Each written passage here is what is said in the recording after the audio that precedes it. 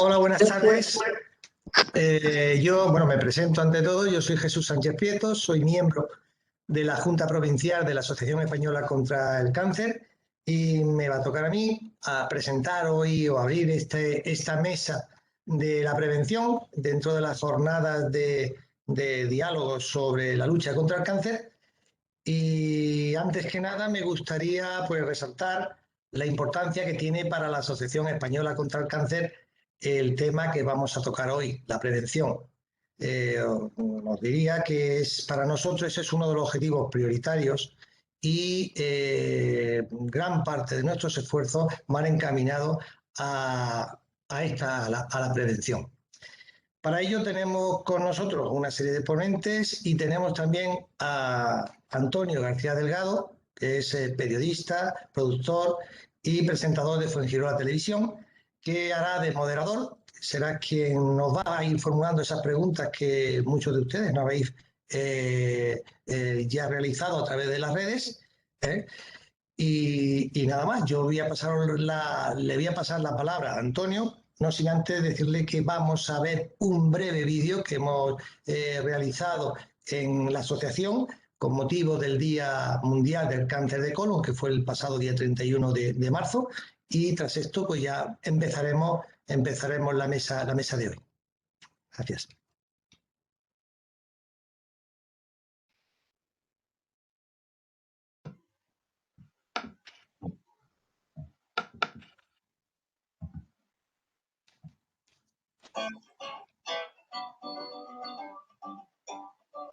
Hemos hecho este vídeo porque soltarte el rollo puede salvarte la vida. Y te cuesta una mierda.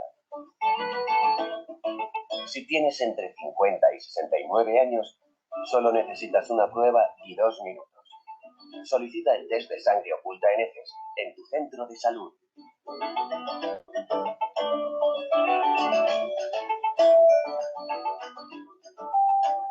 Para detectar las lesiones que podrían derivar en un tumor maligno.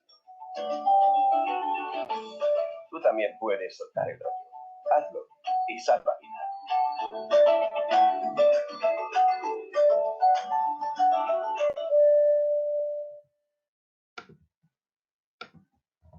Pues muchas gracias Jesús, gracias a la Asociación Española contra el Cáncer por contar conmigo y por moderar esto. Yo le decía a quien quería contar conmigo en un principio, que es Paloma Cueva, de la Asociación Española contra el Cáncer de Fuengirola, que tenía muy poco tino porque había cogido a un hipocondriaco para presentar algo como esto y sobre todo intentar moderarlo. Voy a ser lo más optimista posible y sobre todo intentar que sea divulgativo, porque me sorprendía no hace mucho, hace apenas unos días, que en Andalucía del cribado general que se hace a las personas que están en edad de realizárselo, a aquellos mayores de 50 años, apenas el 20% acude a las pruebas gratuitas. Y me parecía algo absolutamente sorprendente. Quizás a partir de hoy, del conocimiento que vayamos adquiriendo de algo tan sencillo como un cribado con STCS, nos puede llevar a una situación de mejoría y sobre todo de control de este cáncer, que es probablemente de los más extendidos y de los más comunes. Les presento a quienes van a compartir con nosotros este diálogo contra el cáncer. María del Carmen Martínez Casanova, que es médica oncóloga del Hospital Virgen de la Victoria. Muy buena. Yo no sé si tú me escuchas, yo a ti no te escucho ahora mismo.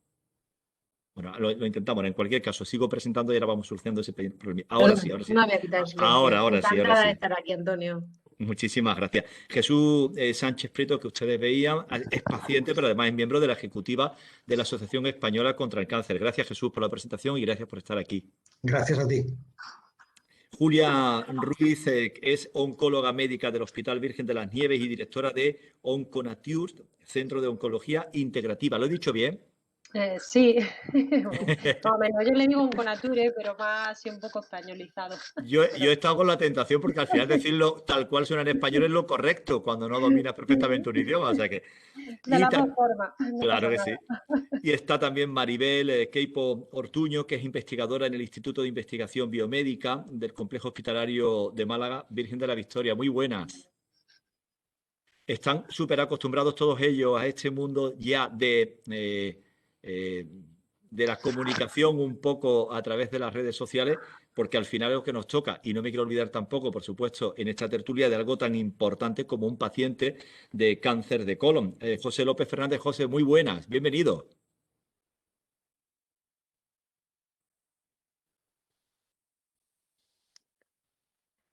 José, dale al botoncito de abajo al micrófono. Tenéis que dar el micrófono. Tenéis que activar el micrófono, sí. Tenéis que activar el micrófono justo que hay en vuestro ordenador, porque si no, no se os Correcto. escucha. Ahora. Correcto. Soy muy nuevo en estas cosas. Bueno, sí, yo pienso dar mi testimonio porque realmente he pasado una situación tremenda. Menos mal que rectifiqué a tiempo. Ya lo diré, ya se lo explicaré cómo me ha ocurrido. Vamos a empezar por lo primero, y es ubicar dónde está realmente la raíz del problema, que es el colon. Mari Carmen, ¿dónde está el colon y qué función tiene? Muy bien, pues mira, yo he preparado unas diapositivas que voy a ver si soy capaz de ponerlas. Bueno, solamente nombrar muy por encima, porque ya estamos cansados de cifras, la cifra del cáncer de colon, porque es una enfermedad muy importante desde el punto de vista epidemiológico, social, el sufrimiento que genera. El tumor, si juntamos los dos sexos, el más frecuente, es más alta su incidencia en España que en el resto de Europa y en Andalucía que en el resto de España. Afortunadamente en España vivimos más años, a los 5 años hay más pacientes vivos.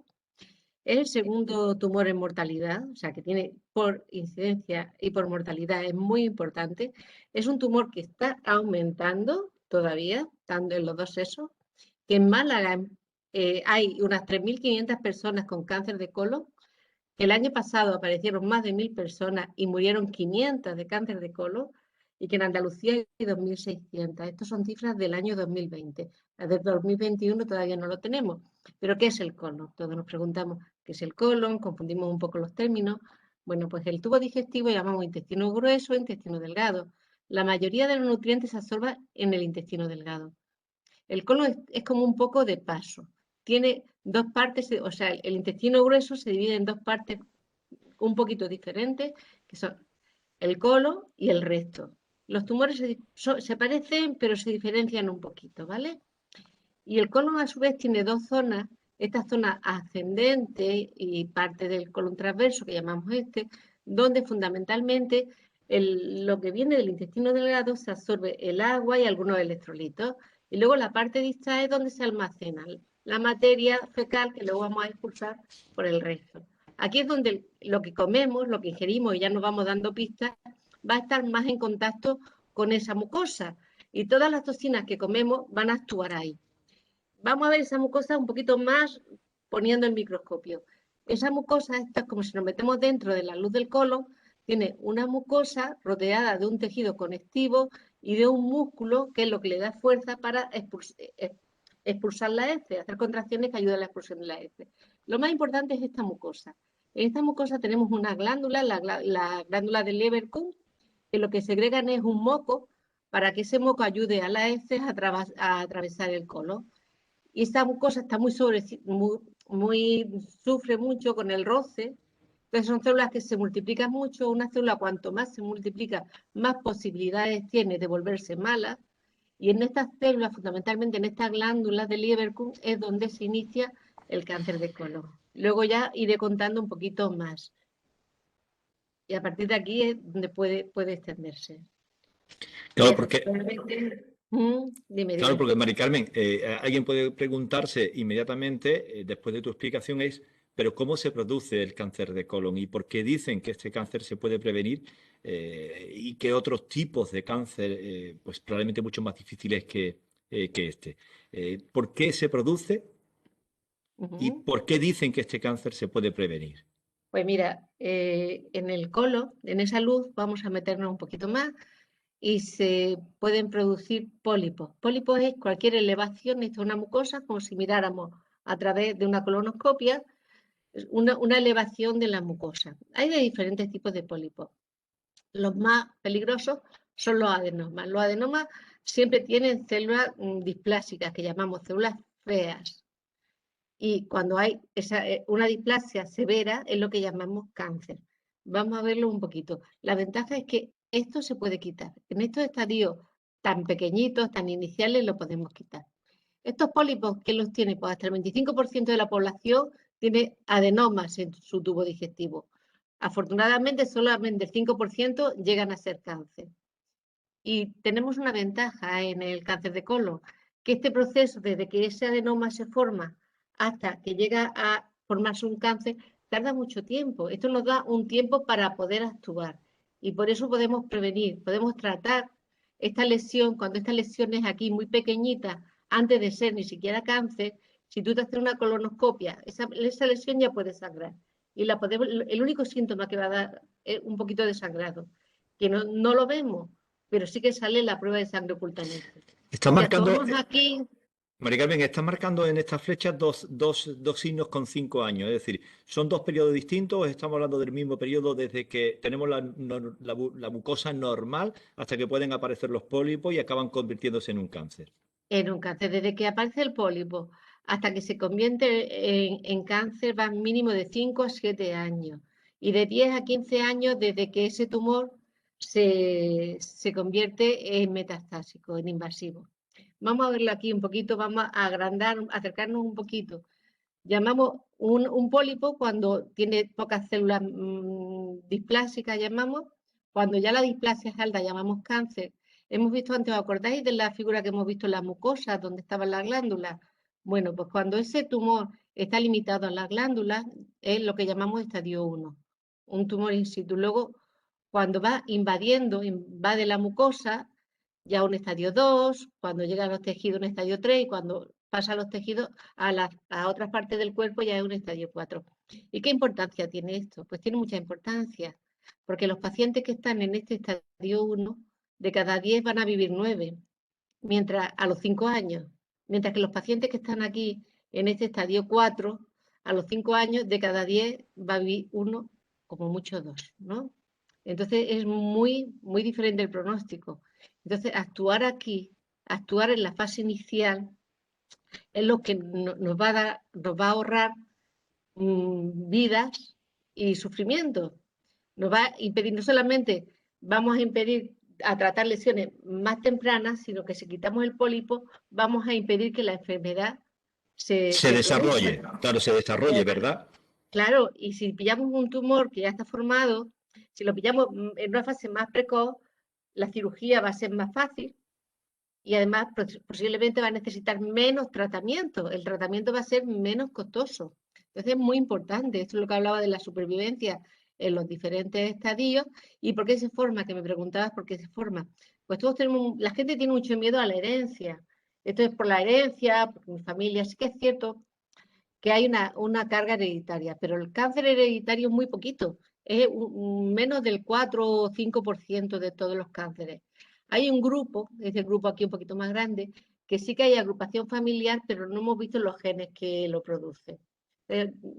Hablamos de riesgo familiar, pero la mayoría de los tumores que se van a formar, pues tiene que ver mucho con nuestro estilo de vida, que luego nos va a hablar un poquito Julia de por qué se desarrolla este tumor, ¿qué hacemos en nuestro estilo de vida que favorece la formación de este cáncer? Hemos dicho que está en contacto con los tóxicos. Nada más que nombrarlo un poquito, bueno, esto es el riesgo de tener familiares. Si tienes varios familiares, depende del número de familiares, aumenta el riesgo de tener un cáncer de colon. Pero fundamentalmente son los factores externos y son factores evitables. Un determinado tipo de alimentación, el alcohol, la obesidad se relaciona mucho, la alimentación, a la edad, cuanto más mayores, más riesgo de tener este cáncer. Y hay una serie de factores que lo previenen, como es la actividad física, que hace que esa masa fecal que tenemos en el colon se mueva, disminuya el estreñimiento y al moverse esos tóxicos están menos en contacto con las mucosas, aparte de la pérdida de peso, tiene un beneficio importante en la formación del cáncer. Y una última pregunta te voy a hacer, porque ahora sí entramos también con el resto de intervinientes. ¿En qué consiste algo tan básico como el screening del cáncer de colon? ¿Y cómo podemos acceder a él? Pues sí, afortunadamente llevamos ya unos años en que porque uno de los factores por los que en España era más alta la incidencia de cáncer de colon es porque en muchos países europeos ya estaba puesto el screening. Aquí llegamos un poquito más tarde, pero afortunadamente hemos llegado, y en Andalucía está prácticamente cubierta la población. En Málaga, en todos los centros de salud, los últimos han sido los de Ronda, tienen puesto el screening. ¿El screening qué cubre? ¿A quién se dirige el screening? Hemos hablado antes de factores que provocaban el cáncer, ¿no? Como he dicho, de los cánceres hereditarios o las personas que tienen antecedentes familiares. A esas personas no va dirigido el screening, porque esas personas las consideramos de alto riesgo. El screening va dirigido a personas de riesgo medio. Riesgo medio, porque a partir de la edad de los 50 es cuando empieza a producirse el cáncer. Por debajo de los 50 el riesgo es muy bajo. Ahí no tiene sentido o no es rentable hacer el screening. Es a partir de los 50 en personas de riesgo medio, o sea que no tiene antecedentes ni tiene enfermedades inflamatorias intestinales que se relacionan con el cáncer. Es un screening que lo que intenta es localizarlo, lo que hemos dicho, en las fases precoces de la enfermedad, por lo que vamos a ganar vida y vamos a ganar bastante dinero. Es lo que llamamos coste efectivo muy rentable. Se calcula que podemos ahorrar 4.000 vidas con el screening cada año, o sea que estamos hablando de una población muy importante, muy importante. Pues sí, dime.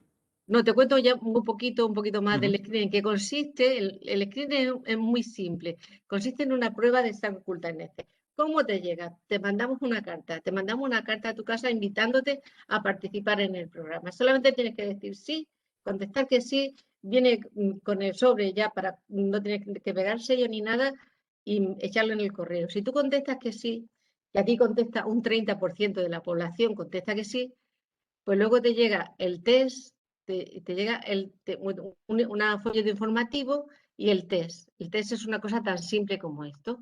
Una varita, te explica cómo tomar la muestra, mojarla en la deposición y con el sobrecito llevarlo a tu centro de salud y entregarlo donde se entregan las extracciones, donde se hace el análisis de sangre. Aquí ya en esto es donde llega solamente el 20%. Hay gente que dice que sí, pero luego cuando llega el test ya no da el paso. Para que este screening sea rentable teníamos que llegar al 65%. Y como tú has dicho bien, estamos en el 20%. La gente se asusta. ¿Qué me puede pasar? ¿Qué me van a encontrar? Bueno, pues que se quede tranquila. Que ser positivo puede ser simplemente una hemorroide que está sangrando. De los test que se hacen, solamente 5 de cada 100 va a ser positivo. Y de los positivos, muy poquitos van a tener cáncer. Porque después del test viene la colonoscopia. Si un test es positivo es cuando hacemos la colonoscopia y aquí es donde vamos a encontrar estos tumores chiquititos que salvan vidas. Pues yo calculo, Mari Carmen, que por edad, por días, la carta le ha llegado a Jesús y probablemente se haya hecho el screening. Jesús llegó antes. Fue más Jesús, llegó antes Sí, mi caso... Acabas de llegar a los 50, ¿no? No, ya he pasado los 60. No, a mí, yo en este caso, en mi caso fue de muchísima suerte, como decía Mari Carmen, yo llegué antes. Yo estaba ya en la asociación con anterioridad y estábamos luchando con la administración para que, pues, tener esto ya en los centros de salud, poder tener estas pruebas. Pero por casualidad yo me encontraba un día, y ya os cuento mi experiencia, cómo fue, que como digo fue fortuita. Yo me encontraba un día en un hospital acompañando a un amigo y me llegó un WhatsApp en ese momento diciendo que este hospital estaba haciendo unas pruebas piloto y lo iba a hacer de forma gratuita. Y entonces, pues como yo estaba ahí, además, ya digo, esperando a que mi amigo se hiciera la prueba, pues me presenté en recepción y me apunté, fui el primero. Y a los pocos días me llamaron, me hicieron la prueba y me dio positiva. Yo quedé en shock porque además yo en ese momento, como digo, lo hice más por curiosidad, porque yo no tenía ningún tipo de molestia, ni síntomas, ni nada de nada, me encontraba bien. Además, Mari Carmen ha hablado de los 4 factores de tabaquismo, que yo no fumo, de obesidad, que no he estado nunca obeso, tengo una vida, digamos, soy bastante deportista, siempre he hecho mucho deporte y sigo haciéndolo, y además...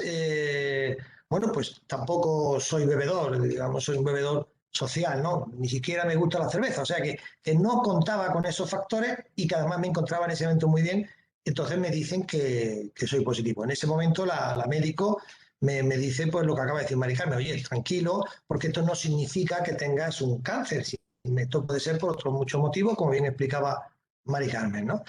Pero que el siguiente paso a dar, y lo hicimos unos días después, fue hacer la colonoscopia, que es la que sí ya va a determinar si realmente tienes un cáncer. Y en mi caso, pues sí lo tenía un cáncer. Entonces, al poco tiempo, pues me operaron, me tiparon el cáncer, con la suerte, y aquí es lo importante de esta prueba, de este test, y en mi caso la suerte que yo tuve, que además pues llegamos a tiempo ya no solo de la mortalidad, porque muchas veces hablamos en estos casos de evitar la mortalidad, pero no solamente esta prevención sirve para evitar mortalidad, sino también para que tu calidad de vida sea una u otra. En este caso, pues según mi oncólogo, yo parece ser que había un porcentaje muy bajo de tener la metástasis. Y por tanto entendió que no tenía que darme quimio, entonces yo evité pues, cualquier tratamiento de quimio, de radio, incluso de ningún tipo de medicamentos. Yo desde que me operaron, pues yo llevo una vida normal, la misma que hacía antes, y te digo exactamente igual. Lógicamente tomas conciencia y los hábitos de comida, que bueno, que de los que después hablaremos, pues sí, lo lleva un poquito más, pero solamente eso, yo ya digo, no hago ningún tipo de, simplemente eso sí, cada X tiempo se me hacen unas pruebas, cada 6 meses hacemos unas pruebas para controlar que todo vaya bien y esperar, porque son 5 años, según esto nos dirán ahora las doctoras, que saben más que yo, del protocolo, creo que son 5 años, y ya me quedan solo 5 meses para poder cantar victoria y que me den el alta que estoy deseando. Claro, porque el puñetero, por lo que yo siempre he visto, es que es silencioso. Es decir, el que lo va a padecer no se está enterando realmente de que en su organismo se está produciendo un hecho maligno y que puede generar un cáncer de colon. Y hablaba Jesús de los hábitos. Julia, ¿influyen los hábitos de vida en el diagnóstico del cáncer? Pues, por supuesto, como antes decía Carmen, ¿no? Sabemos ya por estudios que hasta un 80% aproximadamente de los cánceres diagnosticados tienen relación con los hábitos de vida que llevamos. O sea, creo que es un porcentaje bastante alto. Incluso la Organización Mundial de la Salud ya hace unos cuantos años nos lleva diciendo que 1/3 de la muerte asociada al cáncer se podrían evitar teniendo en cuenta 5 factores de hábitos, ¿no? Uno de ellos es el tabaco, ya sea de manera activa o pasiva.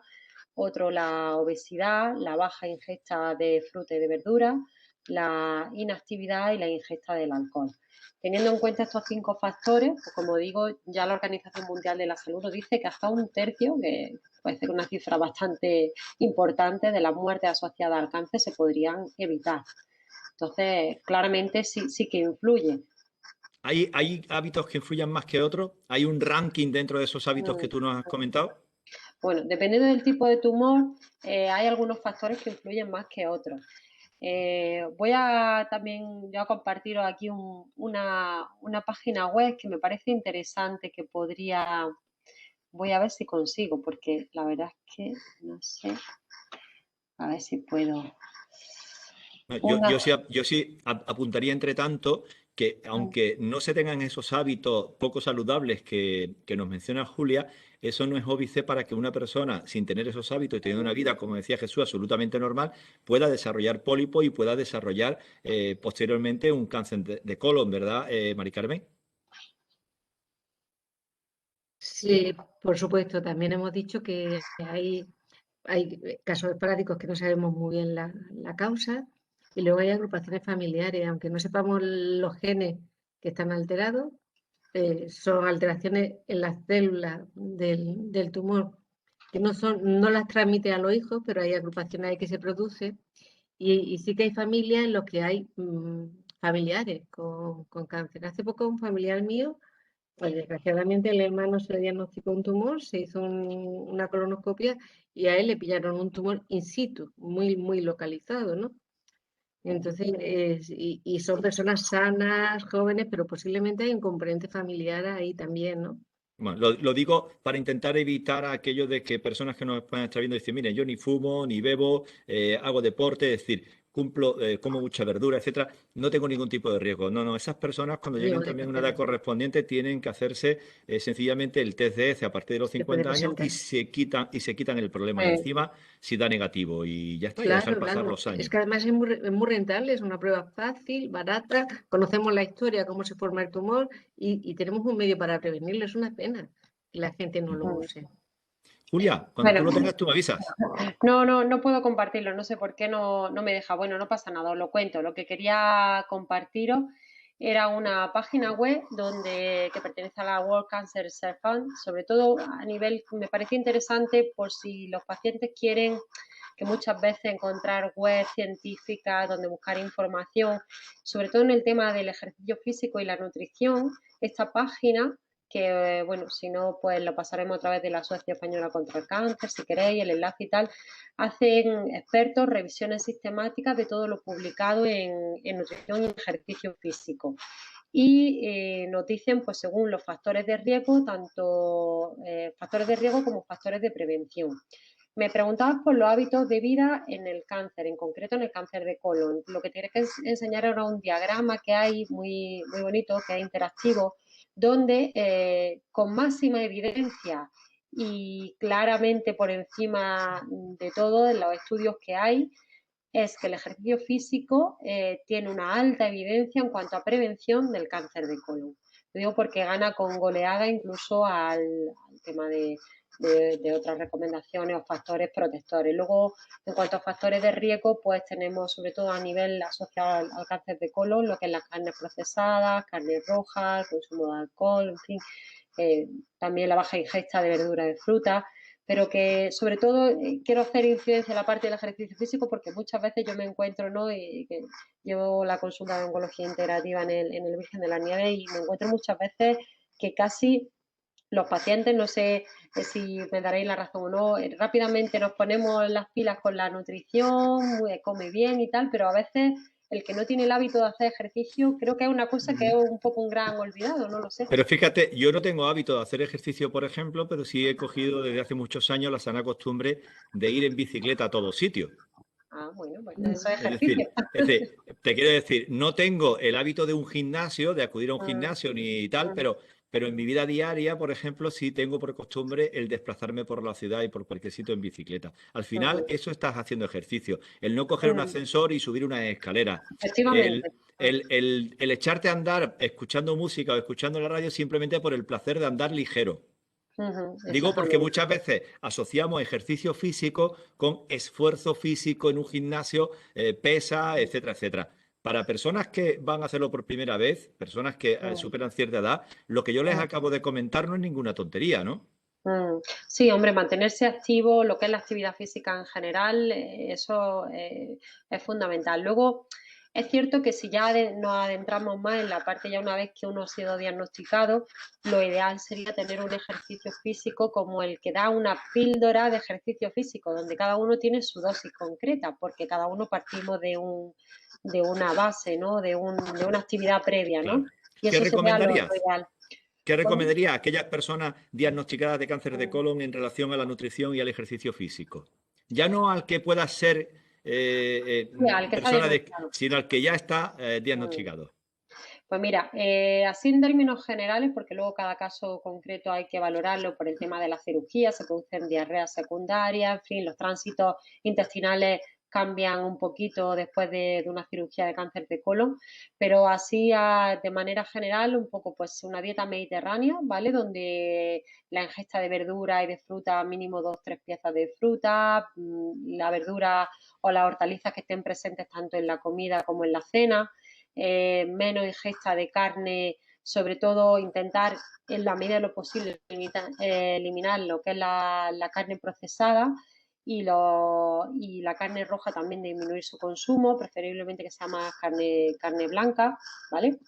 Y tomar más pescado que carne, proporción, ya digo, 2 veces en semana.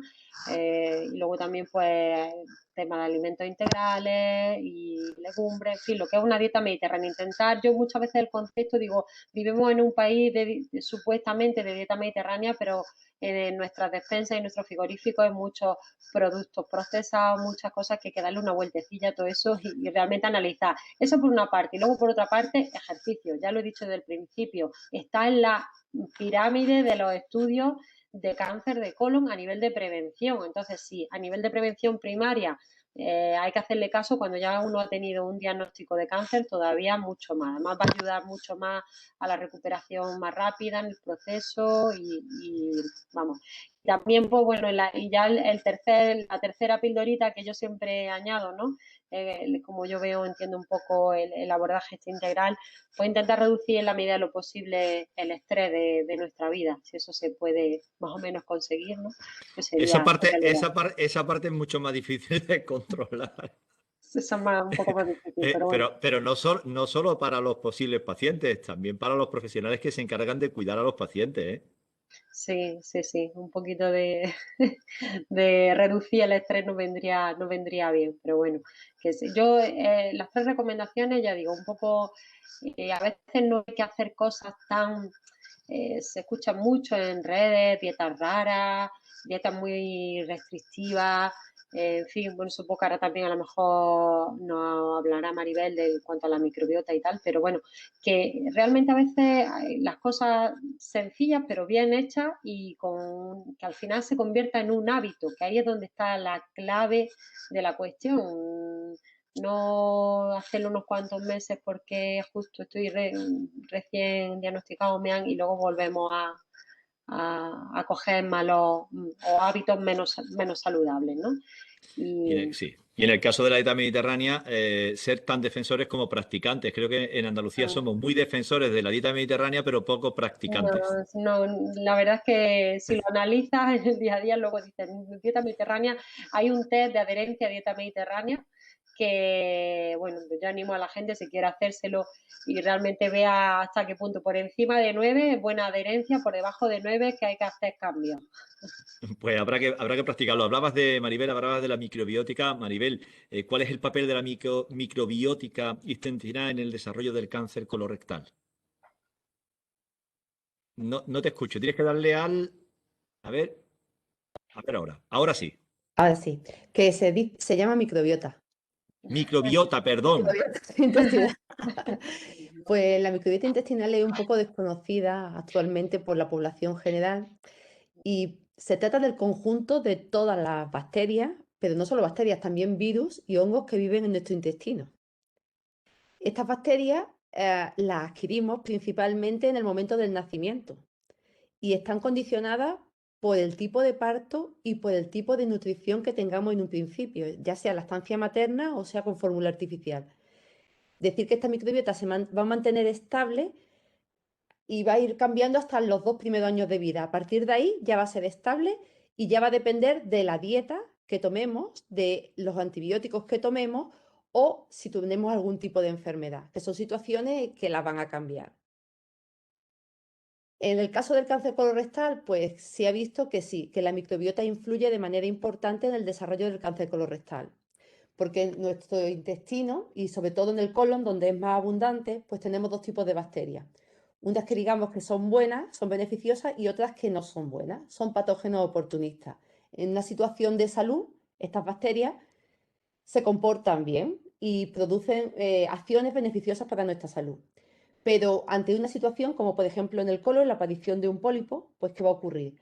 Que existe un tipo de bacterias que se llaman conductoras que van a iniciar un proceso, digamos, inflamatorio y van a hacer que haya un sobrecrecimiento de estas bacterias que son oportunistas, que antes desarrollaban una función beneficiosa, pero ahora son capaces de desarrollar funciones que van a dar lugar a que el pólipo pase a adenoma y de adenoma pase a carcinoma. ¿Cómo lo hacen? Pues, por ejemplo, a través de la digestión de productos de la dieta, ¿no? Pueden digerir en una dieta rica en fibra, pues tenemos bacterias en nuestro intestino que pueden formar unas sustancias que se llaman ácidos grasos de cadena corta, Estos ácidos grasos de cadena corta lo que van a hacer es potenciar, como ha explicado Mari Carmen antes, la capa de mucosa que está en el lumen intestinal, para hacer que nuestro intestino no sea permeable y no deje pasar sustancias como moléculas inflamatorias al torrente circulatorio. Por el contrario, si tenemos, por ejemplo, una dieta muy alta en proteínas, ¿qué van a hacer? Van a sintetizar otras sustancias, como por ejemplo son las poliaminas. Estas sustancias son tóxicas en concentraciones muy elevadas para el organismo. ¿Y qué provocan? Pues un sobrecrecimiento celular y dan lugar a la aparición de tumores. Esas son las funciones principales que puede tener, pero también la microbiota participa en la activación del sistema inmune. Es decir, en función de que tengamos una microbiota u otra, nuestro sistema inmune va a responder de una forma o de otra. Curioso. Fíjate si es el gran desconocido que yo lo he pronunciado horrorosamente mal. Pero hay otra pregunta asociada a lo que acabas de contarnos. ¿Existe una relación entre la composición del microbioma intestinal y la respuesta al tratamiento antitumoral previo a cirugía en pacientes con cáncer?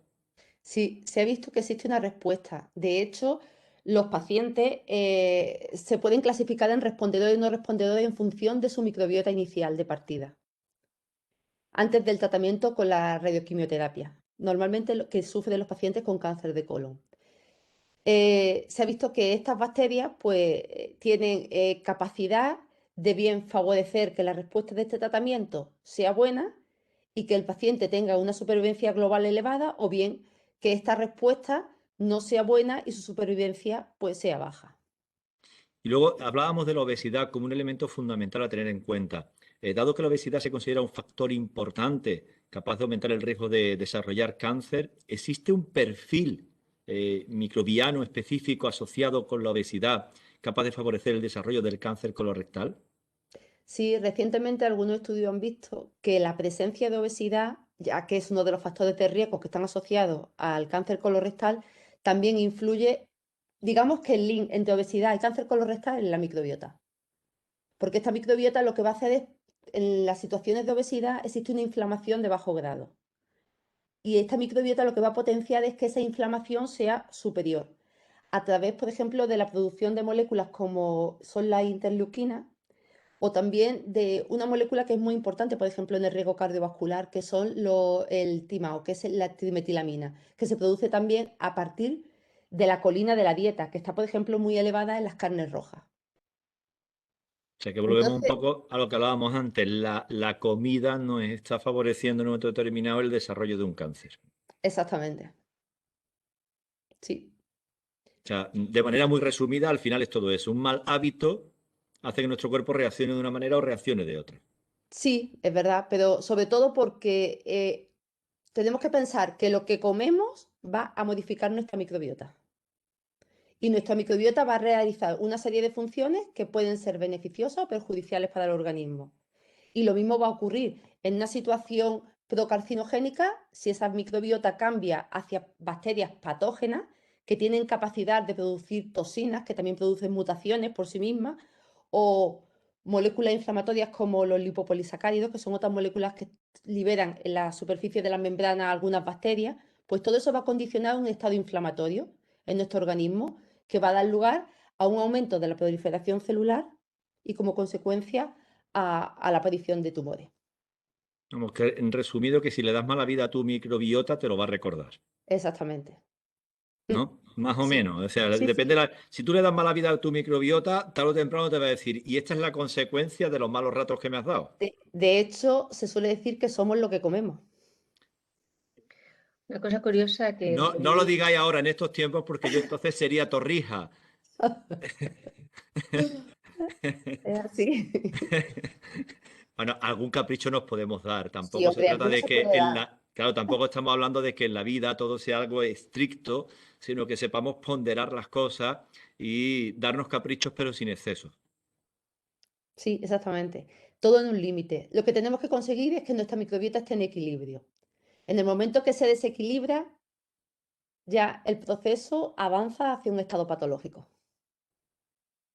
Pues en ese proceso se ha visto inmerso, José López Fernández. José, tú te has visto inmerso precisamente, no sé si le has dado mala vida a tu macrobiota o no, lo desconozco y yo no soy quien para meterme en esa vida privada tuya con tu microbiota, pero evidentemente si has pasado y estás pasando por esa experiencia de una persona que padece y ha padecido cáncer de colon.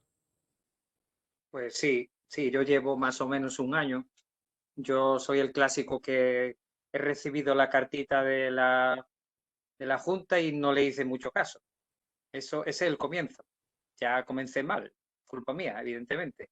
Porque, claro, soy como la mayoría de la gente. Recibe una carta de la Seguridad Social, bueno, de la Junta. La tienes por ahí, que te invitan a que participes en algo. Como somos todos un poco incrédulos, pues la guardas por ahí y dices, bueno, sí, algún día iré. Varios meses ahí la tuve y como las mujeres son más adelantadas que nosotros, es más, yo estoy hablando por el teléfono de mi mujer, acompañé a mi mujer a Fuengirola a hacerse el de cáncer de mama, la prevención de cáncer de mama, que lleva muchos años haciéndosela.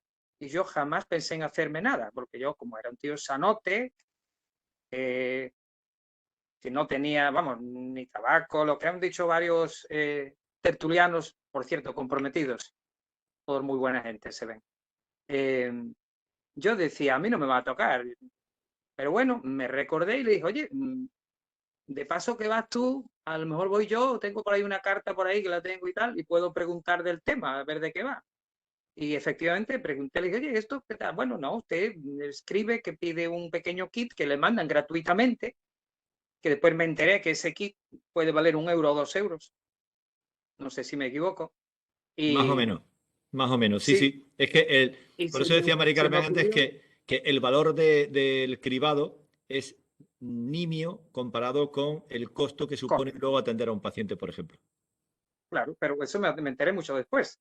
Yo le escribí para que me lo mandaran no muy convencido, absolutamente inconvencido. Digo, ya a mí no me hace falta. Súper sano, nunca falta mi trabajo. No tenía ningún componente ni de alcohol, ni de comer mal. Soy un buen comedor, soy gallego, perdóneme. Y bueno, yo lo hice un poco por curiosidad. Pero caramba, un día me llaman por telefonito a las 9:30 de la noche. Me parece que fue en enero o febrero, que eran como hoy las 11 de la noche, diciéndome urgente que para el día siguiente fuera a mi ambulatorio. Le dije, caramba, ¿y luego? ¿De qué va esto? Y dice, no, un examen que se ha hecho usted y tal. Evidentemente no me dieron mucha bulla, pero me dijeron que debería ir. Y efectivamente fui. Y bueno, hasta ahí yo todavía no me lo creía mucho. Dije, bueno, claro, cuando me atendieron ya las enfermeras, me empezaron a hacer unas preguntas y en mi familia, caramba, en mi familia varias la han tenido, efectivamente, por el apellido materno, y ya las muchachas se miraron un poco una a la otra, porque había dado positivo. Ya me metieron en un programa que lleva la Junta. Bueno, no he salido de ese programa. Evidentemente, di todos los pasos, me volvieron a hacer otra prueba, volví a dar positivo. Y después pues pasé por todo esto. Ah, no, eso no es nada, seguramente serán unos simples pólipos, porque yo como nunca había tenido nada, ya no fueron simples pólipos, después ya fueron tumores, después de tumores evidentemente la colonoscopia, la operación, y después, bueno, la quimio y la radio. Y bueno, me operé el 29 de mayo y ahí sigo luchando. Estoy medio saliéndome, pero no está claro todavía. No está claro y le puedo decir que he pasado por todas las fases, he tenido de todo. Lo más suave que me ha pasado ha sido el pelo, ¿eh? Ahí todo guapo todavía. Pero no te preocupes, porque todos somos donantes de pelo. Pero todo lo demás, las manos, los pies, por todo eso he pasado. Maribel debe saber de qué van los tiros. Y la resequedad, las rojeces, todavía tengo algunas. Bueno, le he pasado muy mal, porque yo en julio y agosto se le he comentado a algunas personas incrédulas que yo iba 20 y 30 veces al baño. 20 y 30 veces al baño. ¡Qué Y no hacer barbaridad! pipí, ¿eh? No es hacer pipí, ¿eh? Así como se lo digo. ¡Qué Sí. barbaridad! Y todavía estoy heredando eso. Todavía creo que tengo el famoso síndrome de ir al baño. Y no es por gusto, se lo puedo asegurar. Se lo puedo asegurar. En fin, lo mejor que he hecho yo en mi vida fue decidirme a hacer el examen este tan baratito que es, y qué pena que no lo hiciera antes, evidentemente. Bueno, Mari Carmen, no es un test agresivo. Hemos visto por lo que nos enseñabas que es algo muy sencillo, que además es absolutamente indoloro porque no tienes contacto con tu cuerpo, no tienes que introducir nada en ningún sitio y te va a sacar de momento de la primera gran duda, ¿no? Por supuesto, por supuesto. El único efecto secundario que puede tener, que está descrito, es que te dé un falso positivo y te lleves una colonoscopia que a lo mejor no era necesaria, pero es que la colonoscopia está descrita como técnica de screening. A partir de una edad se aconseja una colonoscopia, o sea que tampoco es un perjuicio y sí que te puede salvar la vida, porque son muchos los tumores que se encuentran en fases iniciales. Y ese tumor seguro, que es cuestión de tiempo, que ese tumor si no lo quitas va a ser un cáncer invasivo y metastásico. O sea que estamos salvando muchas vidas. Tenemos la opinión o la experiencia personal de dos hombres, pero hemos indicado al principio que no distingue de sexo este cáncer. No, no distingue de sexo. Se da en los dos sexos. Es el Así que segundo tumor, si se va, en la mujer el tumor más frecuente en la mama y en el hombre en la próstata, y en los dos detrás el cáncer de colon. oye, Es bastante frecuente. ¿qué incidencia, Mari Carmen, es hereditaria y cuánto es por los hábitos saludables? ¿Cómo ponderaríamos esos dos conceptos? Pues mira, lo hemos dicho antes, la hereditaria conocida, factores hereditarios conocidos, como la poliposis colónica familiar, el síndrome de Lynch, llega a 3, 4, 5%. Los hábitos de vida, el esporádico llamamos, son 70, 80%, 8 de cada 10. Luego hay un grupo ahí de 20, 30% que son los que tienen agrupaciones familiares, antecedentes familiares que no sabemos dónde está el trastorno genético, que posiblemente lo haya. Pero vamos, estamos hablando que la mayoría es esporádico y lo podemos prevenir. Son muchas cosas que pensamos que no tienen importancia. Lo que hablaba Maribel, pues leía el otro día del abuso de antibióticos. Hay mucha población que le encanta tomar antibióticos. Si no le dan antibióticos, se van de la consulta como enfadados porque tienen derecho a que se les recete un antibiótico. Bueno, pues ese abuso de antibióticos y la automedicación de antibióticos provoca trastornos en la microbiota y favorece la aparición de cáncer. O sea, hay muchas cosas que pueden estar relacionadas. La alimentación, pues las famosas barbacoas que se hace mucho cuando uno se compra una casa, pues las barbacoas están muy relacionadas, todos los ahumados están relacionados con la aparición de cáncer. Curioso. Bueno, estoy haciendo ya preguntas que han realizado a través de las distintas redes a la Asociación Española contra el Cáncer, gente que está interesada en obtener respuestas. Si vosotros queréis intervenir cualquiera o repreguntaros o apuntar algo que haya dicho cualquiera en la tertulia, estáis perfectamente habilitados para ello. No os quedéis ahí cortados, que intervengáis si os apetece, ¿vale? Mira, Mari Carmen, me hacen otra para ti. Es si antes de los 50 años sería recomendable hacerse revisiones. Antes de los 50 años lo que es aconsejable es mantener buenos hábitos y estilos de vida, porque además los vas a hacerlos y mantenerlos. El ejercicio físico que hablamos, la alimentación. Sí que hay personas antes de los 50 años con cáncer de colon, claro que las hay, pero afortunadamente son poquitas. Sí que deben de hacerse pruebas todos los pacientes con menos de 50 años que presenten síntomas. Por ejemplo, un sangrado en la heces. Cuanto más joven es el paciente, menos riesgo de que ese sangrado en heces sea asociado a un cáncer. Cuanto más te acerca a los 50, más probabilidades hay de que sea un cáncer. Si además ese sangrado se asocia a cambios en tu hábito de vida, o sea, que tengas estreñimiento o diarrea, que antes no era habitual en ti, aumenta la probabilidad de que eso sea malo. Y si además tienes dolor abdominal, aumenta la probabilidad. O sea, si tienes síntomas, digamos, síntomas de alarma, lo que tienes que hacer es consultar con tu médico, independientemente de la edad, pero consultar siempre con tu médico ante la presencia de síntomas de alarma. El screening no ha demostrado beneficio en menores de 50 años tenemos que hacer muchas pruebas para conseguir muy pocos positivos y no rentables. Los estudios que se han hecho no se aconseja el screening por debajo de 50 años. Sobre todo porque estamos hablando, como decíamos antes, de lesiones que se van desarrollando a lo largo de muchos años. Es decir, Claro, podríamos decir que de un crecimiento muy lento. sí, sí. Sí, y que los pólipos, lo que hemos visto antes de los adenomas, se desarrollan sobre todo a partir de los 50 años. Pólipo Sí, quitado, sí que problema hay que quitado, Mari Carmen. ¿eh? Pólipo quitado, problema quitado, ¿no? Problema quitado, además, antes de que aparezca la enfermedad, es que es muy importante. Sí que las personas, a partir de los 40 años, hay un caso en el que sí deben de hacerse una colonoscopia o hacerse una sangre oculta en heces, que es cuando tienen antecedentes familiares. Si tu padre o tu madre tiene cáncer, tiene sobre todo 2 antecedentes familiares de primer grado, sobre todo si son personas jóvenes, sí que tienes que hacerte pruebas. Eso ya consideramos pacientes de alto riesgo. Pues lo apuntamos. Julia, me preguntan para ti, ¿hay algún alimento que prevenga el cáncer? Pues si lo hubiese, supongo que todo el mundo estaríamos comiendo todo el día eso. Sí, esto es la moda de los superalimentos. A ver, evidentemente pues hay muchos alimentos con propiedades muy buenas, pero uno no come solo de brócoli o de lo que esté de moda en ese momento. Y como he dicho antes, los estudios de la página esta que os he comentado, las conclusiones a las que se llega a nivel científico es el patrón dietético, o sea, no un alimento en concreto, sino el patrón a lo largo de los días, semanas, meses, años. Y dentro de esto, el patrón de dieta mediterránea es el que gana por goleada.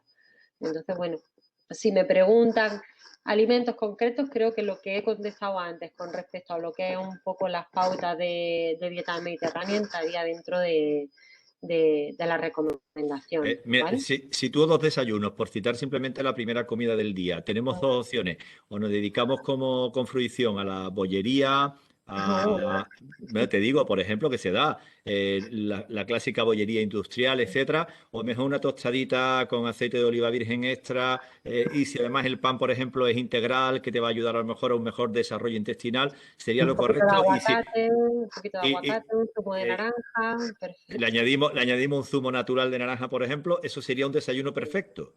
Sí, sería un desayuno saludable, sí, sí. Luego si le Solo metes... está claro, y solo permitido romperlo cuando uno va al hotel y sabe que en el desayuno se tiene que hinchar. Bueno, eso puntualmente se puede un poco, pero vamos, que no sea el hábito de lo que estamos hablando. Hombre, es que saben ustedes que hay 2 formas de vida en un desayuno. Está el que haces en tu casa y el que te obligan a comerte en los hoteles cuando estás de vacaciones. Y luego hay otra pregunta también importante, que es ¿cuál es el mínimo de ejercicio físico que puede ser efectivo a la hora de prevenir el cáncer? Vale. La guía lo que recomiendan es la combinación de ejercicio aeróbico, o cardiorrespiratorio, meter parte cardiorrespiratorio y parte ejercicio de fuerza.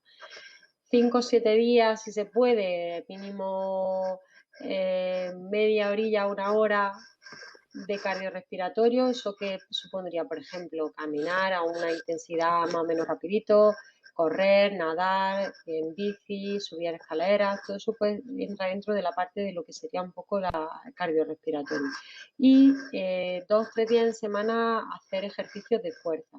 Ejercicio de fuerza no es irse, como has dicho tú antes, a un gimnasio forzosamente a levantar 20 kilos, ¿no? Pero sí que es verdad que los ejercicios de fuerza y mantener la musculatura se ha visto que es una parte fundamental en el proceso del cáncer, durante los tratamientos, a la hora de recuperar también, el mantener esa masa muscular es fundamental. La mayoría de los pacientes suelen hacer la parte más de cardio y no suelen hacer nada de fuerza. Entonces, bueno, mantener esa musculatura va bien. En el caso de cáncer de colon, si nos ponemos a hacer ejercicio, ojo si no estamos supervisados por un fisioterapeuta especialista en ejercicio, porque en la parte del abdomen hay cirugía, podemos herniarnos, entonces hay que ir con cuidadito. Si no hay una supervisión directa, siempre lo ideal, como he dicho antes, es tener la píldora perfecta, adaptada a nosotros y a nuestras limitaciones y a cada momento, ¿no? O como antes comentábamos, pues situaciones que se dan, síndrome mano-pie, la diarrea, efectos secundarios, que hay cositas que a la hora de hacer ejercicio pues siempre pueden limitar al paciente y un poco eso hay que adaptarlo. Y luego también elegir algo que nos guste, porque la adherencia al ejercicio físico es fundamental.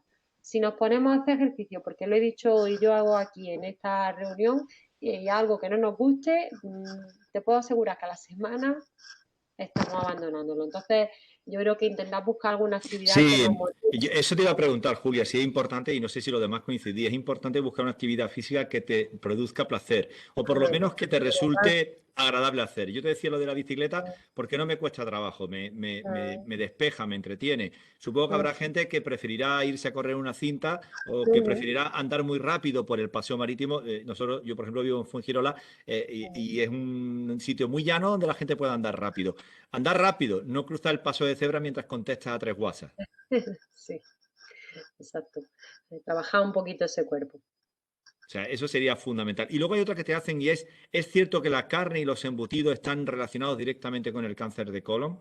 Que eso hay evidencia, igual que he dicho que el ejercicio físico como factor protector, las carnes procesadas también hay evidencia de una relación directa con el cáncer de colon.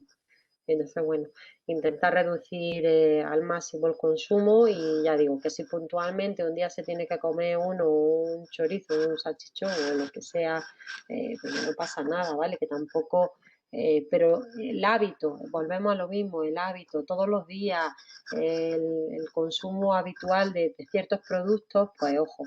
Si es cierto, bueno, pues si hay la posibilidad de que alguien tenga este tipo de productos de matanza antigua, no de los que hay ahora procesados, pero que eso ya casi prácticamente es muy difícil encontrar embutidos y carnes procesadas de que no tengan aditivos y todas las cosas que le echan, Hombre, azúcares. para comer ese tipo de carne, mejor un buen jamón ibérico. Yo siempre digo que bueno, que aunque se considera dentro de las carnes procesadas, eh, evidentemente quizá el procesamiento pues mucho mejor que a lo mejor Tiene menos pavo, manipulación, jamón york, claro, menos mejor que manipulación, ¿no? pavo, jamón york, menos cosas que le echan para conseguir el producto en sí, ¿no? Pues siempre es interesantísimo saber qué comer, qué no comer. El problema está en aprender, Mm. porque deshabilitarte de algo que has venido haciendo durante mucho tiempo, yo creo que es lo más costoso, ¿no? Sí, realmente, por eso digo que a veces parece como algo sencillo y nos vamos rápidamente a hacer cosas como mucho más radicales, ¿no? Pero que eso luego al final yo creo que en el tiempo no sé hasta qué punto se mantiene y aparte de que al paciente le genera un estrés añadido que innecesario cuando realmente la ciencia nos está diciendo, bueno, un patrón de vida mediterráneo. Vamos a empezar, vamos a analizar, vamos a ver qué cositas podemos ir quitando. No vamos a hacer los cambios todos de golpe, pero sí podemos ir introduciendo algunos cambios, metiendo más verduras, más fruta, disminuyendo el consumo pues, de carnes procesadas, poquito a poco, saliendo un poquito más a correr o con la bici, a hacer un poquito más de ejercicio de fuerza. Vamos a ir metiendo cositas y poco a poco y aumentando eso, ¿no? Según donde partamos cada uno. Además, partamos de la base de que si algo ha tenido esta pandemia que todavía estamos padeciendo es que todo el mundo tenía un chándal en su casa. Esa parte ya la tenemos ganada. Sí, sí, la verdad es que sí, que todo el mundo se ha puesto a hacer ejercicio. Eso ha sido una parte positiva, ahora hay que mantenerlo. Mari Carmen, preguntan además qué diferencia hay entre un test de sangre en heces y una colonoscopia. Bueno, el test de sangre en heces es el que ha demostrado más evidencia, y más evidencia como screening. La colonoscopia pues es más cara y tiene más riesgo. El test de sangre en heces realmente lo que hace es filtrar a qué paciente se le va a hacer la colonoscopia, no hacérsela a todo el mundo, porque si no hay factores de riesgo, un test en heces que es muy facilito, que cuesta muy baratito, es fácil de tomar y muy poco agresivo, si es negativo, tiene muy poca posibilidad. Además, que lo vas a repetir a los 2 años. Cada 2 años se repite. Con lo que ese pólipo que a lo mejor no ha sangrado aquí va a sangrar en la siguiente prueba. Sin embargo, la colonoscopia, hombre, pues da la ventaja de que es meter el tubo y visualizar. Y además de diagnóstica, es terapéutica, porque vamos a cortar ese pólipo que está apareciendo o ese tumor que nos encontramos siempre que sea resecable. pero es una técnica más invasiva, más cara.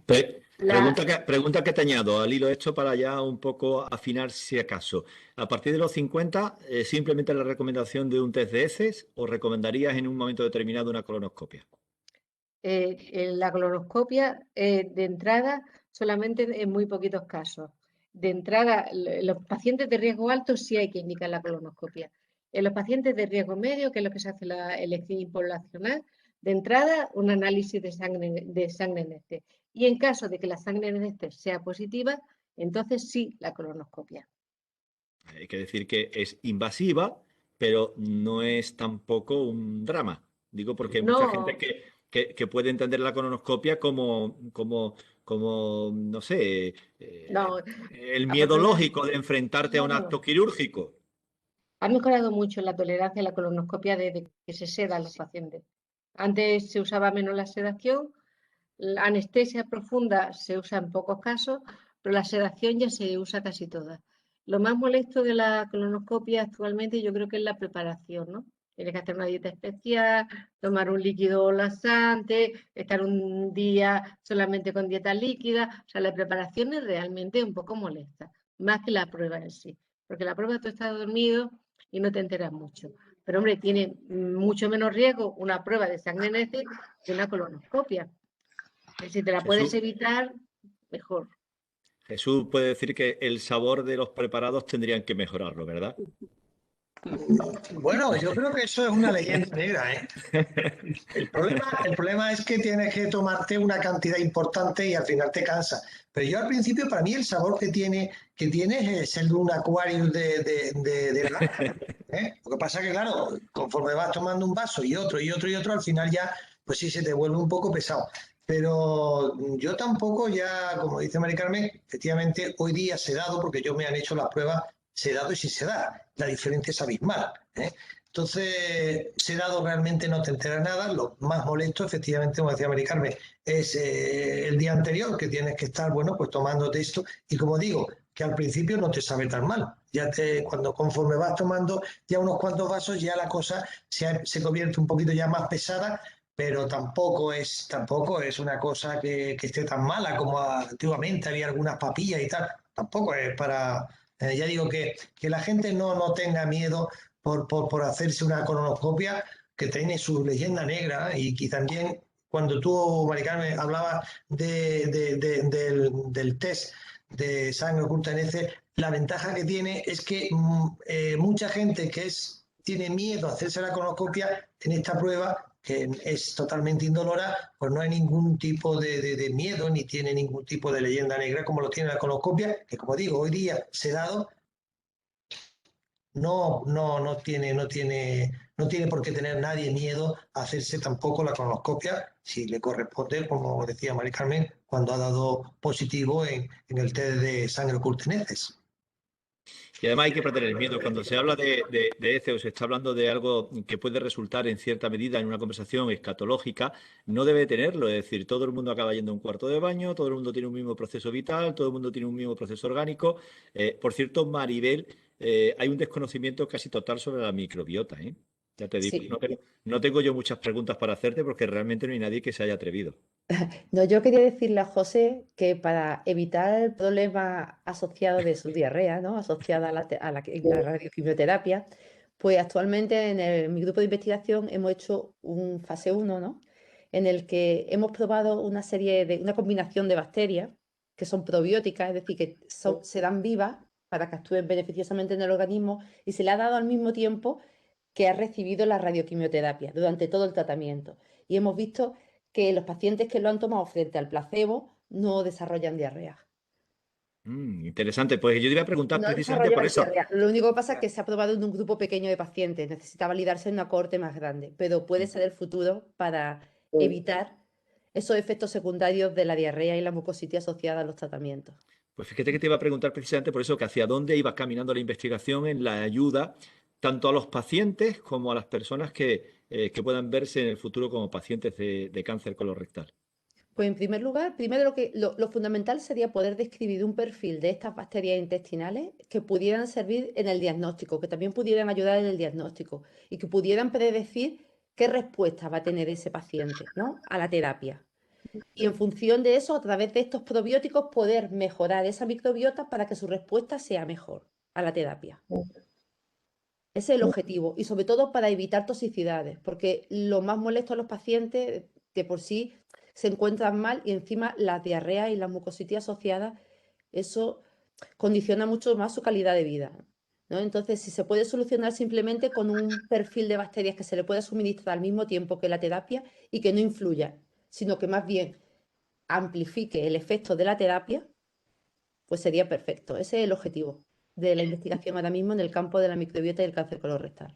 Es decir, Tengo una preguntilla para María, es que como me interesa en ella, ya lo sabe, que estoy pues me encanta la microbiota. Bueno, con este tipo de... ¿Le había hecho un análisis antes de las heces que tenía cada paciente específico Sí. o directamente?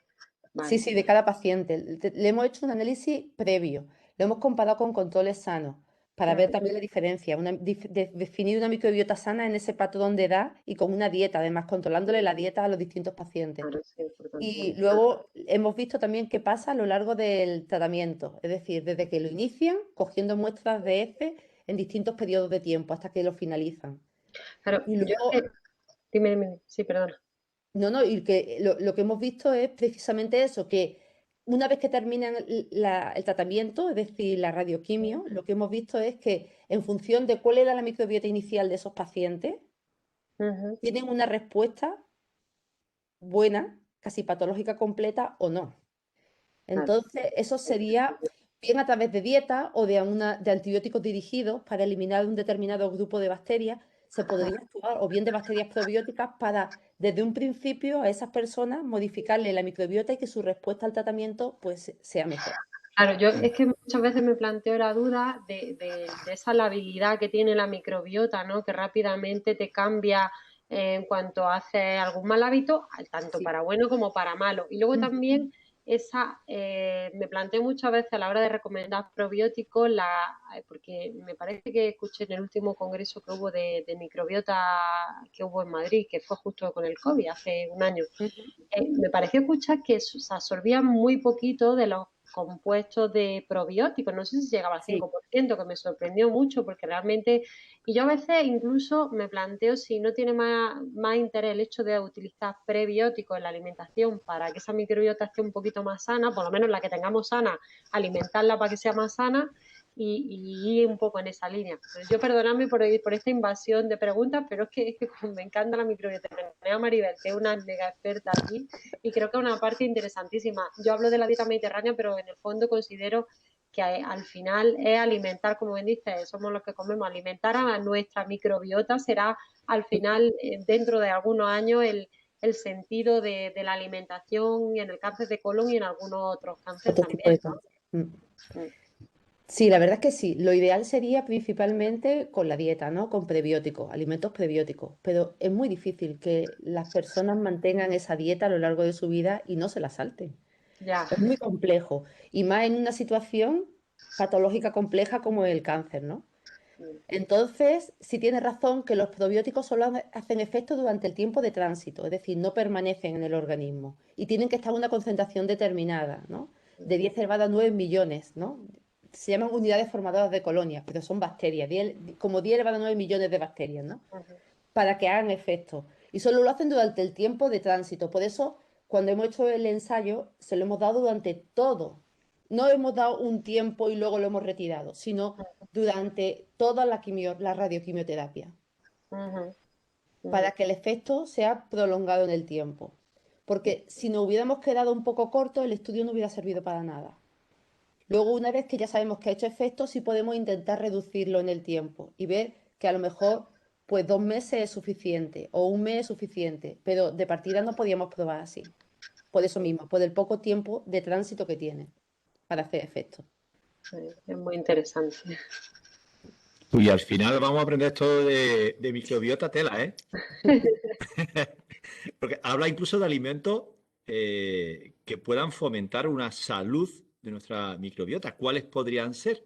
Porque al final está redundando también en la salud general de tu organismo y el evitar precisamente la generación si no es hereditario o por otros conceptos, por otros motivos, de cáncer.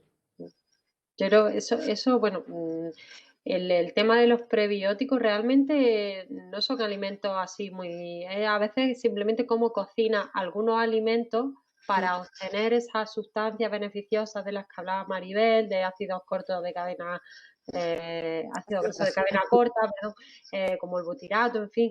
Depende de cómo cocina algunas cosas y son cosas a lo mejor a veces más sencillas de...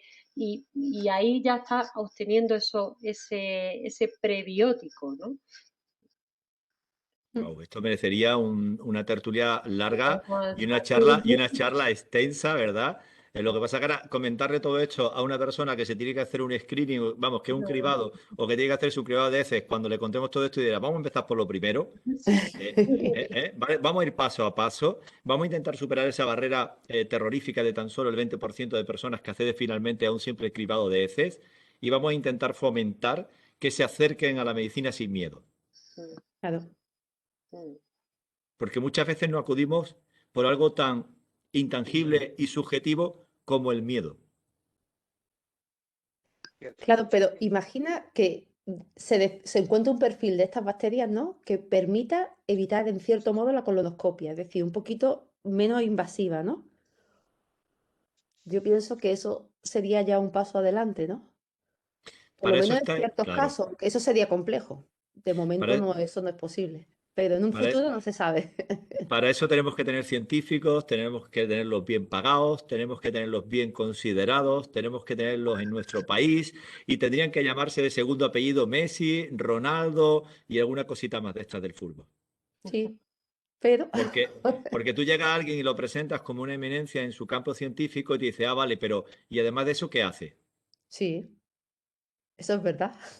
¿Sabe cantar, toca la guitarra o sabe hacer algo? Sí, cuando dice soy investigadora, dice, ah, ¿y eso para qué vale? ¿No? Como- Duele, ¿verdad? Duele. Claro que duele, porque pasamos muchísimas horas. Es un trabajo muy constante. Y son muchísimas horas de trabajo, pero bueno, ya estamos acostumbrados. Muy mal pagado. Sí, sí, Es la una verdad es que sí. pena. Sí, Y sobre todo que no hay estabilidad. Más que mal pagado, la estabilidad. sí. Que cada 4 No, años nos siguen evaluando. O sea que y no se tiene paciencia tampoco.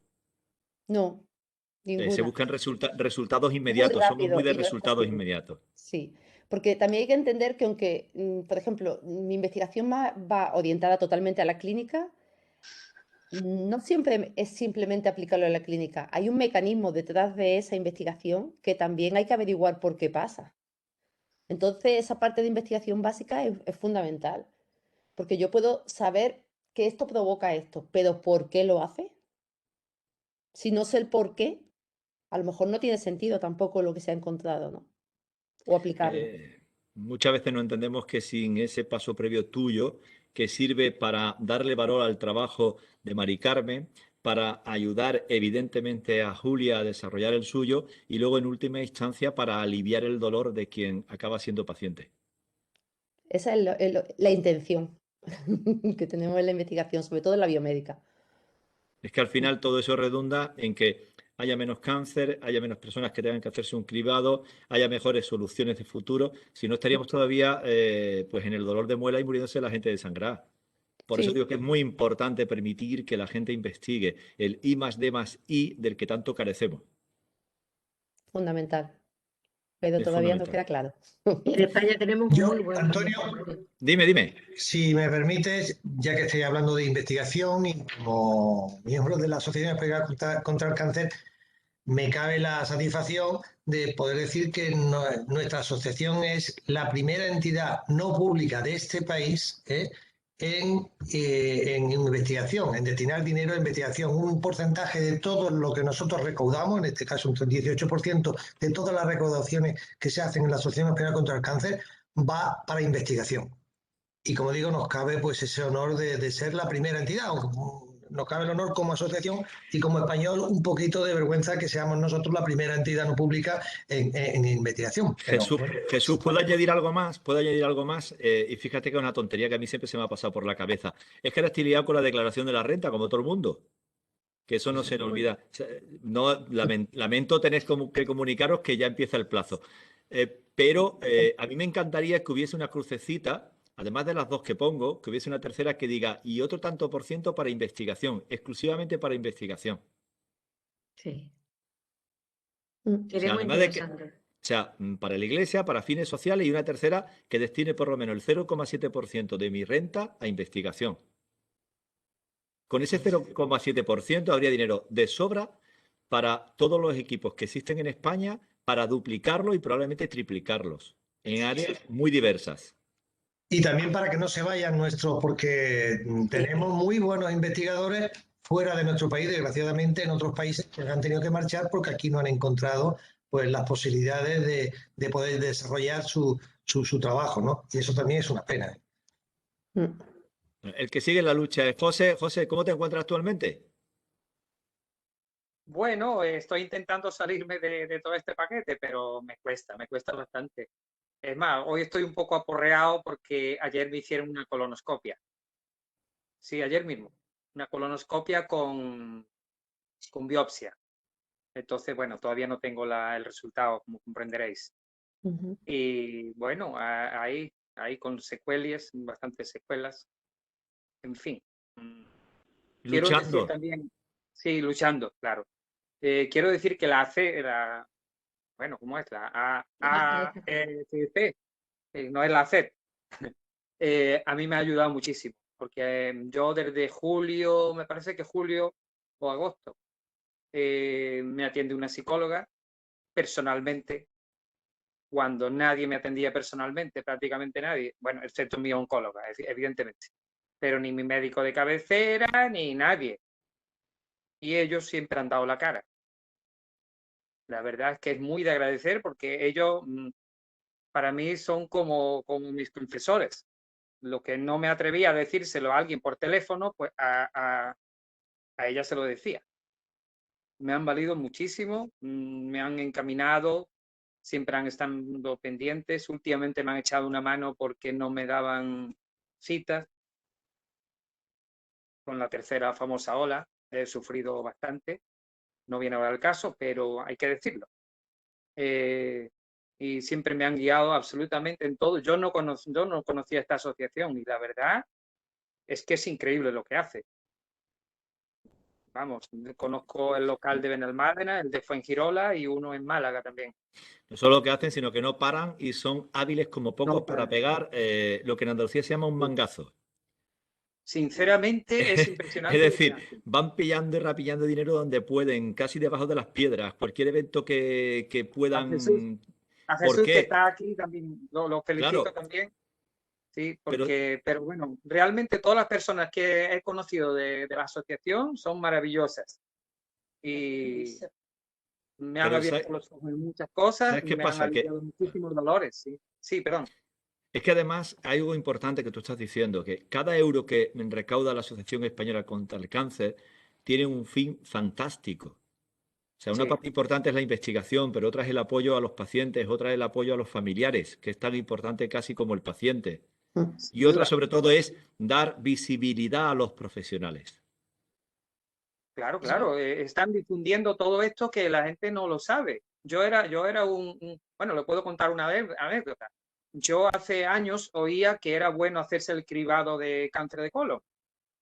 Y yo decía, incrédulo de mí o desinformado de mí, decía, bueno, sí, dicen que desde los 50, 50 y pico, y mi familia sé que ha habido alguno y tal, pero yo, cribado, no, porque yo no tengo cáncer.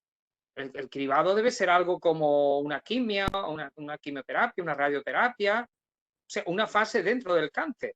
Y estoy muy equivocado. Esa es la manera de prevenirlo. Yo le digo una cosa, a muchísima gente se le pregunta hoy qué es un cribado y yo creo que una gran mayoría todavía piensa como pensaba yo. No saben lo que es un cribado. Realmente piensan que es estar metido ya. No, en absoluto. Yo si lo hiciera hace pues 2 años o 3, pues posiblemente no hubiera tenido prácticamente nada, porque a raíz de yo hacerlo, llamé urgentemente a mi hermano, con 54 años, se lo hizo y él lo que tenía eran unos simples arrocitos. Le dijeron, vaya, tú no tienes nada, pero tenía bastantes pólipos. Bueno, es Lo que estuve yo. solo Claro, nos hace- hemos convertido, lamentablemente solo nos hemos convertido en expertos en PCRs y en vacunología. Todos somos vacunólogos Sí, de eso ya. cabecera. Y Sí. Ahora somos muy yo, entendidos. Ahora sí, sí. yo pongo el ejemplo de que sabemos tanto de vacunas como cuando empezamos a ver la Fórmula 1 y sabíamos de compuestos de gomas de los coches. Exactamente igual. Hemos aprendido a una velocidad de vértigo y muchas veces es mucho más fácil guiarse por la experiencia y por las voces que estamos escuchando hoy y que Mari Carmen nos guíe, que nos ilustre fantásticamente Maribel con su microbiota y la importancia que tiene para nuestro organismo, es decir, es la base sobre la que sustentamos al final nuestra propia salud, o que Julia nos diga que nos echemos a correr. Pero es así. Es así. Pero Yo yo creo eso que es también así. ya pude contactar un poco antes con Maribel, porque yo voy al Clínico Universitario de Málaga.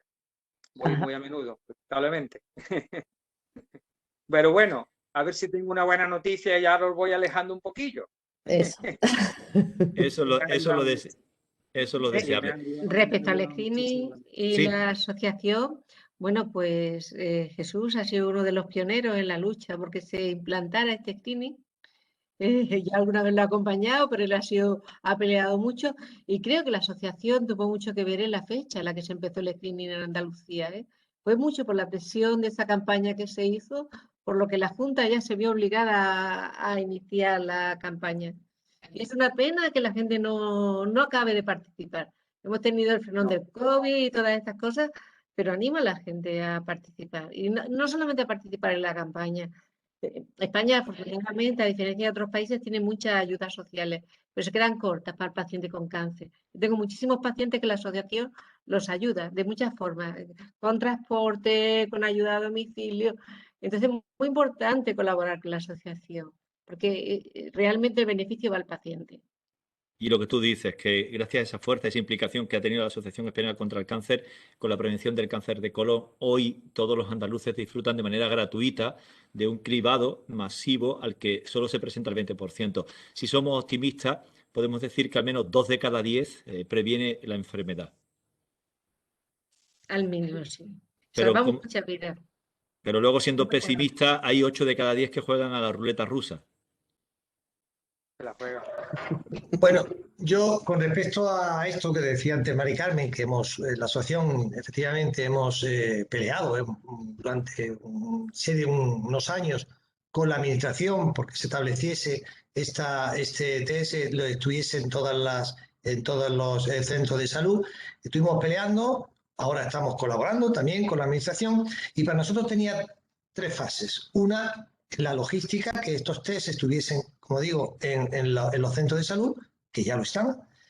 Una segunda, la información a los pacientes y según los datos que yo tengo, ya han recibido por parte de la Junta de Andalucía la carta informativa, de la que hablaba antes José, que no hizo caso, pues un 85% del grupo Diana ya la han recibido. Efectivamente, ahora mismo pues estamos un poco insatisfechos, lógicamente, con los resultados, porque solamente, como decíais antes, el 30% han respondido positivamente y solo el 20% se la han realizado. Pero había una tercera fase, que es la que hemos comenzado ahora, que es la de convencer a los andaluces para que se la hagan. Y precisamente dentro de las iniciativas el día 31, con motivo del Día Mundial del Cáncer de Colon, pues ya podemos ver en las redes el primer vídeo, que lo hemos hecho con el humorista Manolo Sarria, del dúo Sacapuntas, que ya se puede ver. Incluso a lo mejor si tenemos tiempo, lo podemos visionar esta tarde, si hubiese tiempo, y si no, cualquiera lo puede, ya digo, ya está en las redes. Vamos a hacer más vídeos con otra, sobre todo humoristas, por quitarle un poco de miedo al tema, y alguna otra iniciativa para convencer, que sería la tercera parte, convencer a los andaluces, porque efectivamente, como ya hemos comentado, es una pena que no nos hagamos esta prueba, que va a evitar que 9 de cada 10 personas puedan fallecer, e incluso que si lo hacemos antes, pues que la calidad de vida, pues como yo he tenido esa suerte, pues tenga la misma suerte y que puedan llevar la misma vida que llevaban antes si llegamos a tiempo, porque llegar a tiempo en esta enfermedad es vital, ¿no? Hablamos de que el 90% de la gente que es detectada en una fase temprana tiene una resolución satisfactoria. Hablamos de un 90%. Ese es el dato con el que también tenemos que quedarnos, que acudir a tiempo a una simple prueba de heces salva a 9 de cada 10. Totalmente. O sea, porque se les va a localizar a tiempo y no van a tener ningún tipo de problema. Bueno, pues llevamos un buen tiempo, más de horita y media. Yo agradeceros a todos vuestra participación. Tampoco quiero cansaros ni que quien pueda ver este espacio, esta tertulia, pues pueda reflexionar sobre ello, pueda degustarla, pueda masticar un poquito y sobre todo pueda haber sacado conclusiones satisfactorias para, primero, participar en el cribado, segundo, tener hábitos más saludables o pueda empezar a hacer deporte. Lo tercero, el apoyo a la investigación y que aprendamos mucho más de microbiota, que yo de aquí voy a salir empapadísimo. Vamos, lo siguiente que voy a hacer en cuanto que termine, yo creo que me he picado ya incluso con lo que ha dicho Julia, que estaba súper interesado. Digo, me voy a meter yo también en el jaleo, a ver de qué va esto. Siempre hay tiempo para aprender, ¿verdad, Julia? Siempre hay tiempo para aprender y de todo podemos sacar cosas satisfactorias. Así es. Y en cualquier caso, siempre estará la experta, estará Mari Carmen para sacarnos de cualquier apuro o por lo menos para ilustrarnos sobre cuál es el camino correcto que debemos tomar. Gracias a todos por haber participado. Gracias a Mari Carmen Martínez, que es médico oncólogo del Hospital Virgen de la Victoria, a Jesús Sánchez, paciente y miembro de la ejecutiva de la Asociación Española contra el Cáncer, a Julia Ruiz, que es oncóloga médica del Hospital Virgen de las Nieves y directora de Onconature, que suena mucho más bonito en español, ¿dónde va a parar?, del Centro de Oncología Integrativa, a Maribel Queipo, que es investigadora en el Instituto de Investigación Biomédica del Complejo Hospitalario de Málaga Virgen de la Victoria, y a José López Fernández, paciente de cáncer y futuro expaciente. Eso esperamos, eso esperamos. Eso deseamos todos. Hablaba Jesús de terminar con el vídeo, lo vamos a hacer con el vídeo de Manolo Sarria, el humorista malagueño. Con este vídeo nos despedimos para que ustedes puedan también tomar buena nota de lo que Manolo nos dice y sobre todo acudan al cribado. Gracias a todos, hasta la próxima. Adiós. Chao. Adiós. Muchas gracias a vosotros. Gracias a todos.